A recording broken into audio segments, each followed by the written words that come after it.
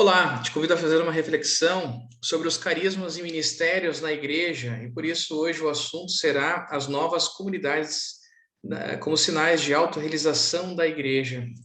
Este assunto ele é muito importante para que a gente possa, de fato, acolher os dons do Espírito Santo na igreja, perceber a igreja como uma instituição que conjuga carisma, né, e também instituição a nível social. Então, a dimensão estrutural social da igreja, mas também os carismas que ela comporta, do qual ela é um sacramento no mundo. Os carismas na igreja remetem a Pentecostes. A ação do Paráclito se revela como a alma, o coração da igreja, a força e o dinamismo do povo de Deus. Manifesta-se a igreja que esteve desde sempre na vontade da Trindade, em Pentecostes. Então, o evento de Pentecostes, ele é marcante, ele é paradigmático, tanto na compreensão da natureza da igreja, como também da sua missão no mundo. Pois é através da ação do Espírito Santo, que é a alma e o coração da igreja, que o povo de Deus, ele vai, a partir do dinamismo do próprio Deus, sendo um sinal, um sacramento de Deus no mundo. Em seu livro Teologia Fundamental, Urbina vai afirmar que é no Espírito Santo que se articulam o tempo da revelação e o tempo da igreja. Então, a igreja, ela se manifesta com a ação do Espírito Santo. Por isso, podemos dizer que o tempo do Espírito Santo na igreja se conjugam também e são uma continuidade do tempo de Cristo, com plenitude dos tempos. E assim a igreja, ela dá continuidade, através da ação do Espírito, àquilo que Cristo estabelece e aquilo que Cristo nos concede como ensinamento.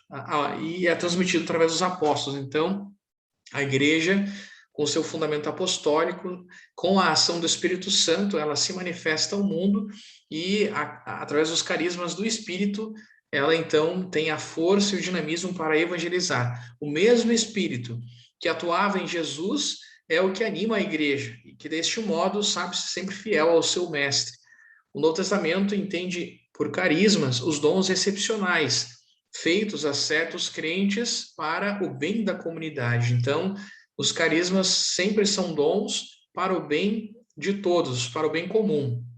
A ênfase dada à multiplicidade de carismas na única igreja, receptora dos dons do Espírito Santo, fornece as bases de uma teologia renovada dos carismas. A palavra carisma vem do grego, carisma, derivando de caris, graça. Então, a graça de Deus é a origem dos carismas, podemos dizer assim. E é geralmente traduzida por dom do Espírito Santo. Fora as epístolas paulinas, onde se encontra também em 1 Pedro 4,10, nós percebemos esse elemento do dom do Espírito Santo. Então, tanto nas epístolas paulinas, como também na primeira carta de Pedro, capítulo 4, versículo 10. Trata-se de forças permanentes ou transitórias que Deus, pelo Espírito, dá ao ser humano, visando principalmente ao bem do próximo e para a construção da igreja, da comunidade, do povo de Deus. Os Atos Apóstolos, então, testemunham o Espírito Santo que se manifesta de modo surpreendente, animando a comunidade dos fiéis através dos carismas. Então, os carismas têm, vamos dizer assim, essa função de animar, de dinamizar, né, com a força do Espírito, as comunidades. Né? Assim, nós vemos em 1 Coríntios, capítulo 12, versículos 4 a 11, esta convergência, complementaridade e diversidade dos carismas do Espírito Santo na comunidade, né? A comunidade, o corpo de Cristo. Paulo VI declara que o Espírito Santo difunde os carismas e, ao mesmo tempo, anima a igreja. Faz com que a inspiração carismática e a estrutura jurídica da igreja convirjam harmoniosamente. Aqui nós percebemos, então, essa dupla natureza da igreja, uma igreja que é carismática, mas também é estrutural. E assim a estrutura e o carisma não estão em contradição, mas convergem harmonicamente para a missão. É comum, quando se fala em igreja, pensar primeiramente na instituição. É o que primeiramente salta aos olhos, a igreja visível, com sua complexidade sociológica herdada nos tempos. Então, esse elemento visível, social da igreja, é o que geralmente se pensa quando se fala em igreja. Mas a igreja é também mistério não só visível, mas também invisível. é mediador entre Cristo e a humanidade, e nesse sentido, a categoria de sacramento nos ajuda a compreender essa dupla natureza da igreja, que é visível e invisível, humana e divina. E esta igreja, visível e invisível, que é mistério e povo de Deus, ela é encarregada de guardar a palavra de Deus e traduzi-la a cada geração, sempre animada, inspirada pela ação do Espírito Santo. Segundo Ratzinger, na conferência de abertura do primeiro Congresso Mundial dos Movimentos Eclesiais, em 98, não se pode recorrer à dialética de princípios para aprofundar as realidades eclesiais, ou seja, erra quem opõe instituição e carisma. Então, não podemos opor instituição e carisma, não estão em contradição, mas se conjugam. Então, não há contraposição, por exemplo, entre hierarquia e profecia. E a sucessão apostólica não se reduz a uma prestação de serviços. Então, por isso, nós precisamos perceber o ministério ordenado, a hierarquia, também conjugados com os dons proféticos, e que isso tudo serve para expressar essa dimensão tanto institucional como carismática da igreja. Assevera Hans Urs von Balthasar, né? Von Balthasar vai dizer na Teodramática que as distinções teológicas não traduzem o todo da vida, ou seja, nos dons hierárquicos prevalece o carisma objetivo, transmitido sacramentalmente, e os dons carismáticos são dados livremente pelo Espírito e ajudam a subjetividade do fiel a abrir-se ao dom objetivo, a acolhê-lo e a levá-lo à maturidade plena. Então, por isso, tanto os dons hierárquicos como os dons carismáticos são relevantes, e tanto uns como os outros, eles se complementam. Então, o carisma objetivo, ele é auxiliado também pelo carisma subjetivo, e assim, o fiel, na sua subjetividade, ele acolhe o carisma para bem viver o dom que o Espírito Santo concede para que se leve à maturidade cristã, à maturidade da experiência com Deus. O carisma e a instituição são coessenciais na igreja. Então, a ação do Espírito Santo configura uma igreja renovada e autêntica, animada em todas as suas partes pelo sopro vital do Espírito Santo.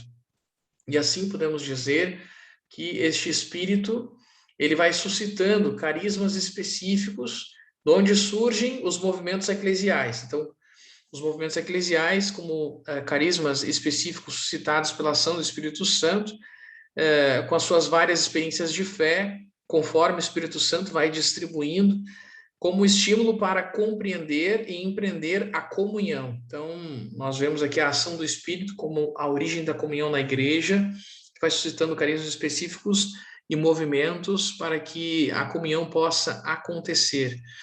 Então, os carismas nas novas comunidades revelam, então, essa ação dinâmica do Espírito Santo. A formação da comunidade é obra da graça de Deus, que se manifesta visivelmente nos carismas e dons, aí compreendendo também o ministério apostólico, né? Então, os ministérios da igreja a serviço, por exemplo, os ministérios da hierarquia, se colocam dentro deste grande panorama dos carismas e dons do Espírito a serviço do povo de Deus. Então, e tudo isso para a utilidade e conveniência do único corpo de que são os membros cristãos, né? Os membros do corpo de Cristo. João Paulo II, Bento XVI, ratificam a dimensão carismática das novas comunidades e dos novos movimentos, apontando para a unidade dual das dimensões carismática e institucional da igreja. Então, o fiel que experimenta Cristo no movimento ou na comunidade realiza uma experiência autêntica da igreja. Então, são movimentos autenticamente eclesiais, são movimentos eclesiais, e ajudam a fomentar essa dimensão carismática e institucional da igreja. Pela sua natureza, os carismas são comunicativos, fazem nascer aquela afinidade espiritual entre as pessoas, aquela amizade com Cristo, dando origem aos movimentos. Então, os movimentos são algo muito positivo dentro da igreja, são como que realizações da igreja, os quais são portadores de uma pedagogia própria da fé, que conduz os membros ao encontro pessoal com Cristo e, ao mesmo tempo, impele-os ao apostolado. Isso é algo muito importante. que esses movimentos, de fato, conduzam tanto a uma espiritualidade profunda, como também a uma missão, a um apostolado. O carisma que deflagra as novas comunidades é certamente um carisma de comunhão, embora não lhe seja exclusiva. A comunhão é da igreja como um todo. Contudo, eles são como que sacramentos da comunhão. Revela a origem pneumática das novas comunidades, ou seja, o Espírito Santo é a origem deste carisma que gera comunhão. E assim nós percebemos Stanislau Hilko, no curso para os bispos no Rio de Janeiro, em 2013, frisando que é o carisma nascente e não a pessoa do fundador que gera a afinidade espiritual entre as pessoas que se sentem atraídas por tal proposta de vida, de modo que nasce uma nova comunidade ou um novo movimento. Então, são os carismas do Espírito Santo, e aqueles que são os fundadores são instrumentos. Contudo, o que é fundamental, o que é fundante, é o carisma do Espírito Santo. Libero Gerosa assegura que teólogos e magistério concordam em que as funções dos movimentos estão estreitamente ligadas à sua origem carismática. Então, podemos perceber nessas novas comunidades e movimentos a sua origem da ação do próprio Espírito Santo de Deus. Então, do ponto de vista das novas comunidades, os carismas se caracterizam pelos seguintes elementos. Então, primeiramente, são distribuídos aos fiéis de todas as classes, com apraz ao Espírito. Não há diferença no sentido de uma dignidade maior ou menor, mas há uma diferença de carismas e dons para o bem comum, e isso é distribuído a todas as classes de fiéis, né? E assim nós percebemos o Espírito Santo que vai concedendo seus dons e carismas para que o corpo de Cristo possa ser cada vez mais diverso e rico, né? Então, a riqueza dos dons e carismas podem ser simples ou ordinários e até mesmo extraordinários. Tem por função renovar e edificar a igreja. Exercitam-se em comunhão com os irmãos e o episcopado. Então, isso é muito importante. Os dons e carismas sempre geram comunhão, quando são legítimos, autênticos, né? Submetem-se ao discernimento do bispo, que é o primeiro responsável na diocese, na igreja particular, e são comunicativos e vocacionais. No documento Igreja Particular, Movimentos Eclesiais e Novas Comunidades, a Comissão Episcopal Pastoral para a Doutrina da Fé, a CNBB, situa o despertar das novas comunidades e examina a questão dos carismas, afirmando o seguinte: sua autenticidade pode ser discernida na medida em que constroem a comunhão, gerando uma unidade inclusiva e não excludente, e enviando em missão. Então, esse é o grande critério para discernir os carismas nas novas comunidades, até que ponto geram comunhão, geram essa unidade inclusiva e não excludente, e de fato enviam em missão. O estudo número 104, Comunidades de Comunidades, uma nova paróquia da CNBB, ressalta o aspecto carismático e a união, a igreja particular, das novas comunidades, devendo ser acolhidas e integradas nas paróquias, evitando uma atuação em paralelo. Então, as novas comunidades são convidadas a inserir-se na comunhão orgânica, na pastoral orgânica da diocese, como afirmamos anteriormente, e também das paróquias e comunidades. No documento 100 da CNBB, há essa preocupação com a conversão pastoral da paróquia, como comunidade de comunidades, e menciona que os carismas específicos que o Espírito Santo doa às associações de fiéis e movimentos sempre foi acolhida pela igreja. Então, a igreja acolhe com muito apreço, com muito carinho, os carismas que o Espírito Santo confia às novas comunidades e movimentos. Pois esses carismas são canais para a vivência de novas formas de religiosidade diante dos desafios atuais da cultura moderna e pós-moderna. Esses carismas respondem à necessidade de experiência pessoal de Deus e busca de sentido para a vida. Com certeza, esses dons e carismas do Espírito Santo, as novas comunidades, os novos movimentos, eles respondem a uma necessidade dos fiéis, das pessoas, e contribuem para a vivência da fé e a participação na igreja, bem como na evangelização do mundo, superando a procura superficial de Deus.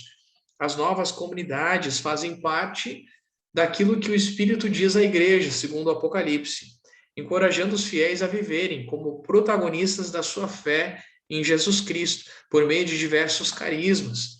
carismas diversificados que conduzem a uma vida mais plena de caridade na edificação do reino de Deus, infundindo na igreja novos e necessários dinamismos.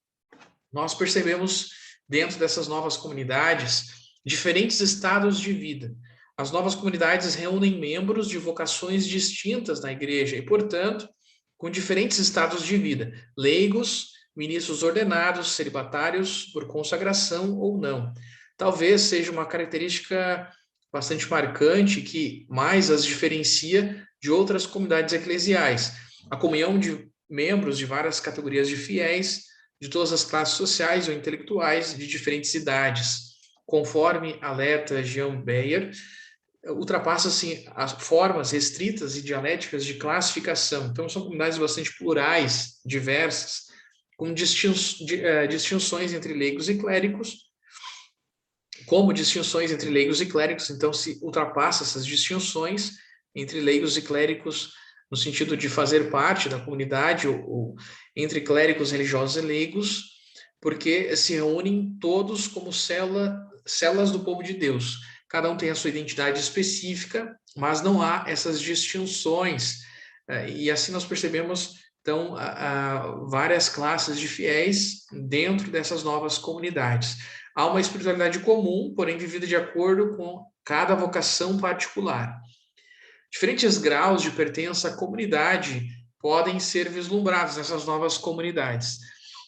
Então, o grau neutro, como podemos assim denominar, que é a presença ou contato com a agregação, o contato de adesão, que é viver para o movimento, de fato aderir ao movimento, de ingresso sob o aspecto jurídico, né, com vinculação, e de dupla pertença, que se desdobra em pluripertença ou pertença principal ao movimento. Então, pode pertencer, por exemplo, ao clero ou alguma congregação religiosa e ainda assim fazer parte de uma nova comunidade. Então, esses graus de participação e pertença nas novas comunidades se dão desde a perspectiva neutra, de adesão, de ingresso, até de dupla pertença. Então, assim, nós percebemos a dinâmica das novas comunidades. As novas comunidades, então, podem ser, de modo geral, de vida ou de aliança, né? Está em relação ao pertencimento. Tem pessoas que fazem parte a partir de uma aliança ou mesmo comunidade de vida, compartilhando integralmente da vida da nova comunidade. Fala-se, então, em comunidade de vida quando os membros vivem sob o mesmo teto, dedicando-se totalmente aos projetos da comunidade, onde há partilha de bens, dependência de um responsável e obras apostólicas comuns, né, com dimensão missionária. Fala-se de comunidade de aliança quando há laços profundos entre as pessoas que, não morando na mesma casa, encontram-se regularmente para partilhar seu ideal, rezar e realizar um apostolado comum. Então, a vida comunitária, como um todo, podemos dizer, ela é desafiante, não é fácil, mas consegue ser fonte de vida, em meio à competição do mundo, ao desejo de progresso material e de ser bem-sucedido. Então, ela é de fato profética, né, num contexto cada vez mais individualista e competitivo. Ela destrói as barreiras para acolher as diferenças. Nas novas comunidades, as diferentes pessoas edificam-nas através de ministérios diversos. No documento A Vida Fraterna em Comunidade, promulgado pela congregação para os Institutos de Vida Consagrada e as Sociedades de Vida Apostólica, de 94, reconhece-se a possibilidade do religioso, um membro de uma congregação religiosa, pertencer a algum movimento, apontando-se, no entanto, o problema principal relativo à identidade da pessoa consagrada. Então, isso é muito fundamental. É possível a dupla pertença, contanto que se mantenha a sua identidade.